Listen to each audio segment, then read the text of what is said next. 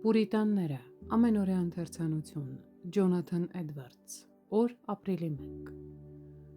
Որին չտեսած սիրում եք, որ նրան հավատացիք, թեև հիմա չեք տեսնում, և ուրախ եք անպատմելի և փառավոր խնդությունով, առաջին Պետրոս, առաջին գլուխ 8-րդ խոսք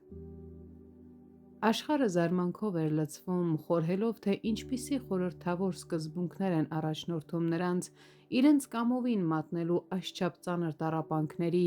հրաժարվելու տեսանելի բաներից և ուրանալու այն ամենը, ինչ հաճելի ու թանկ էր մարմնական ցանկությունների համար: Նրանք իրենց շրջապատող աշխարհիկ մարդկանց աչքին թվում էին իբրև խելագարված, կարծես իրենք իրենց դեմ ելած և իրենց իսկ ատողներ լինեին: Չկար նրանց հայացքում ոչ մի տեսանելի պատճառ, որը կարող էր դրդել այդպիսի տառապանքի կամ զորացնել նրանց դիմանալու, տոկալու և անցնելու այդպիսի փորձությունների միջոցով: Սակայն թեև չկար ոչինչ տեսանելի, ոչինչ, որ աշխարհը տեսներ կամ որ իրենք քրիստոնյաները երբևէ տեսած լինեին իրենց մարմնական աչքերով և որ այդպես ազդեր ու զորացներ նրանց, այնուամենայնիվ, նրանց մեջ գործում էր մի գերբնական սիրո սկզբունք, ուղղված դեպի անտեսանելին: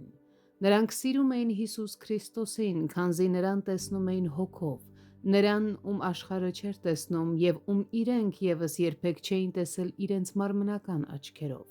Թեպետ նրանց արտաքին տառապանքները խիստ ծանր ու դաժան էին, նրանց ներքին հոգևոր ուրախությունները առավել մեծ էին, քան այդ տառապանքները: Եվ հենց այդ ուրախություններն էին, որ զորացնում էին նրանց, հաստատում և ունակություն տալիս տանել ցավը ուրախությամբ: Նրանց ուրախությունը լի էր փառքով: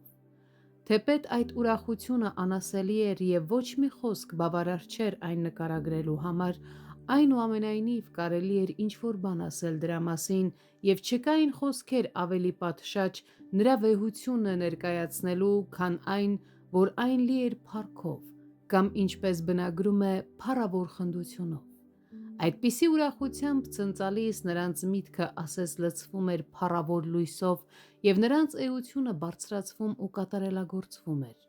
Դա մի վեհ և անասելի ուրախություն է, որը չի ապականում և չի նվաստացնում միտքը, ինչպես անում են մարմնական շատ ուրախություններ, այլ առավել ևս, զարդարում և բարձրացնում է վեր: